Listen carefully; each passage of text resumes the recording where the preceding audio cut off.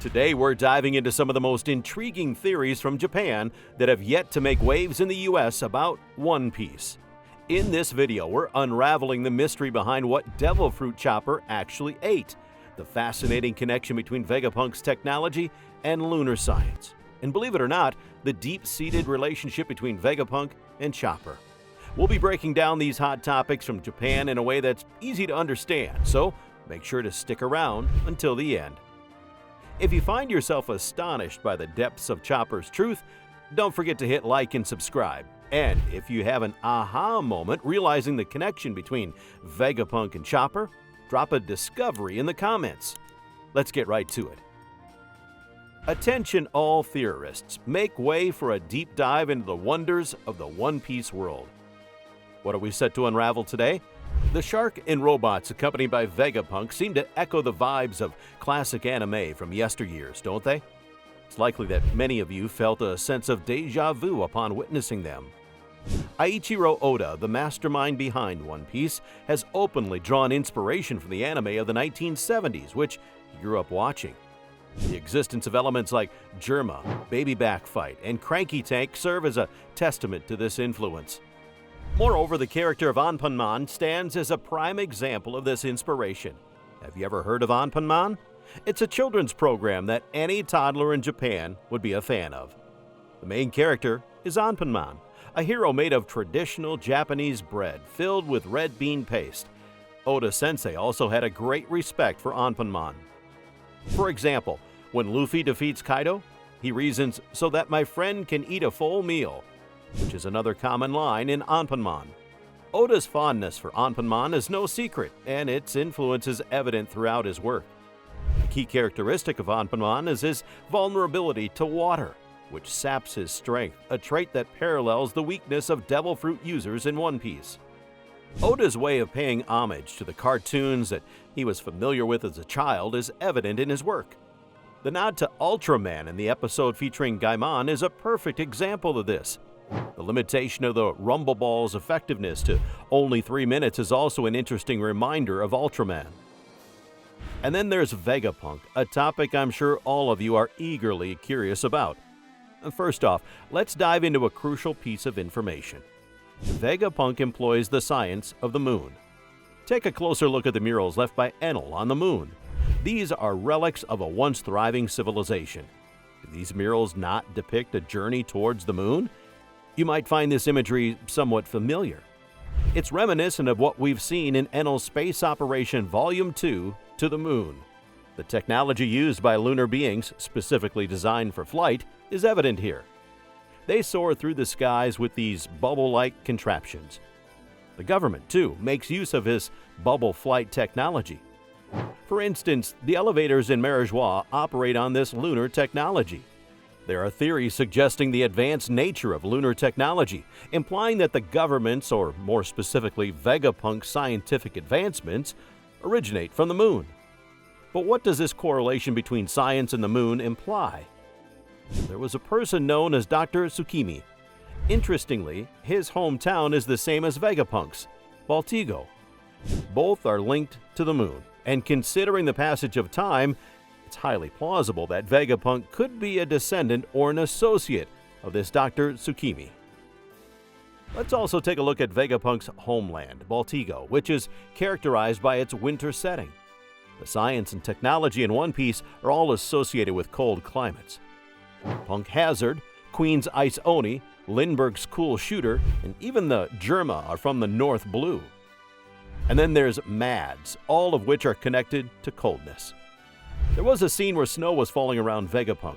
Throughout the series, Vegapunk's science and technology, the moon, and winter are intricately linked. Science and technology relate to both the moon and winter. People of the moon are characterized by their hunched posture. The Ishi-20 also exhibit hunched postures in the cold. So what does the moon and winter bring to mind? When we think of the science and technology of the moon and winter, who do we think of? That's right, it's Chopper. Dr. Vegapunk is indeed a remarkable figure, and the Seraphim are incredibly powerful.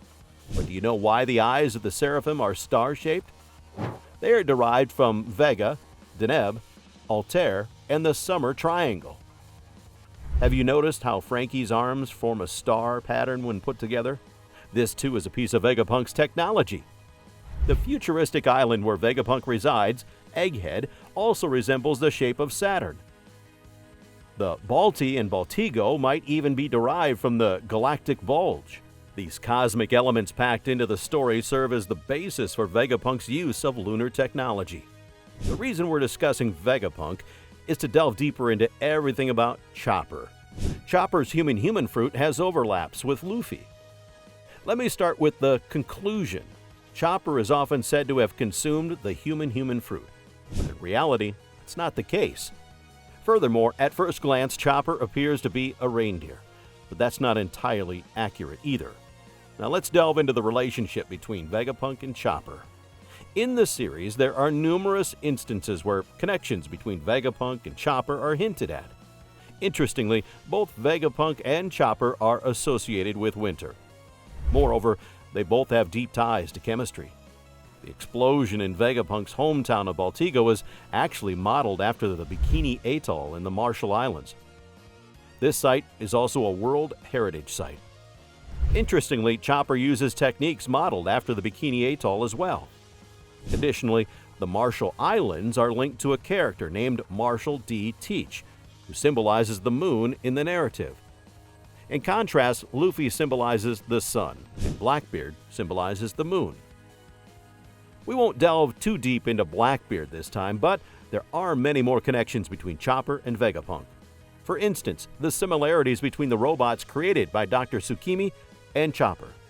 Moreover, it's known that the village chief of Vegapunk's hometown, Baltigo, has reindeer antlers. Putting all these facts together, it's highly plausible that Vegapunk created Chopper. Among the many robots, one is named Spacey. The term Spacey implies a connection to space, linking everything together. However, Chopper was abandoned, primarily because of his blue nose. None of the other robots had a blue nose. There's a line that says, "The moment you were born into this world, you were abandoned by your parents because you were flawed." In this line, the parents mentioned are not actually referring to reindeer, but to Vegapunk. Chopper was consuming a mushroom created by Vegapunk, right? That mushroom was, in fact, the human-human fruit. There's a scene that reveals Vegapunk was creating devil fruits. It's the scene where someone says, "Look, what was here is a synthetic devil fruit created by Vegapunk." Momonosuke consumed one of these failed fruits. This mushroom is essentially a human-human fruit, model Vegapunk, designed to significantly enhance intelligence. And it was Chopper, a non-human, who ate it. Vegapunk gave this mushroom to Chopper so he could live among humans. In the latest episode, the Straw Hat crew split into two groups. One group encountered Vegapunk, while the other reached his headquarters. The Vegapunk they met is likely to be an imposter. Among those who didn't meet Vegapunk was Luffy, the protagonist. Luffy, along with Bonnie, was part of the group embarking on an adventure.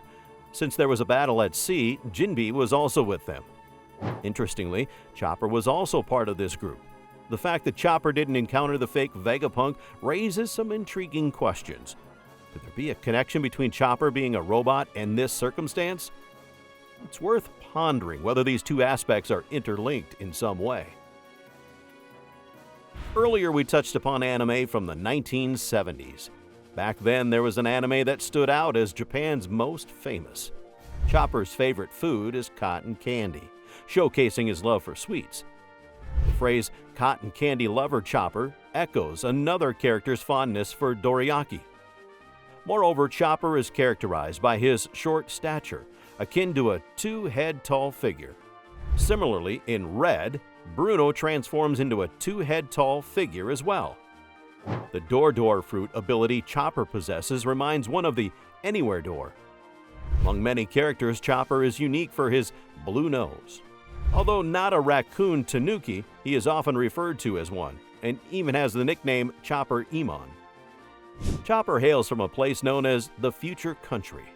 These details surely bring to mind a certain iconic anime character from Japan. Well, everyone, can you think of a certain famous Japanese anime character? Yes, it's Doraemon. That's all for today. Here on this channel, we post popular theories about One Piece from Japan. Now, if you like One Piece, we'd be happy if you could support us by subscribing to our channel and commenting. Thank you for watching till the end. We'll see you in the next video.